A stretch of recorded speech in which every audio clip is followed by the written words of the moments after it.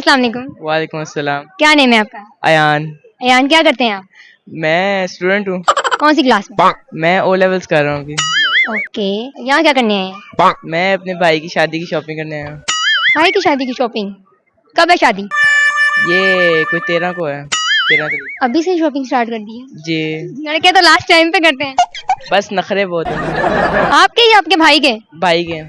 ओए होए, फिर दुल्हन कैसी ढूंढी है उन्होंने? बहुत अच्छी ढूंढी है। उनके भी नखरे हैं?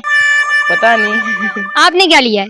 मैंने अपने लिए तो शेरवानी मतलब ली है अपने लिए अभी तो। बड़े होके क्या बनने का शौक है आपको? मैंने लॉयर। लॉयर क्यों?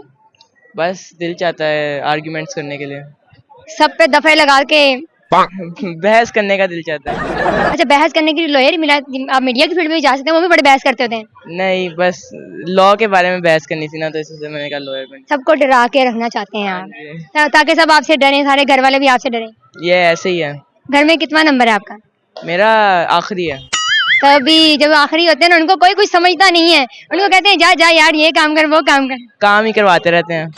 दुखियारी हैं आप मेरी तरह। कुछ कहना चाहेंगे, कुछ सुनाना चाहेंगे? नहीं नहीं। Thank you.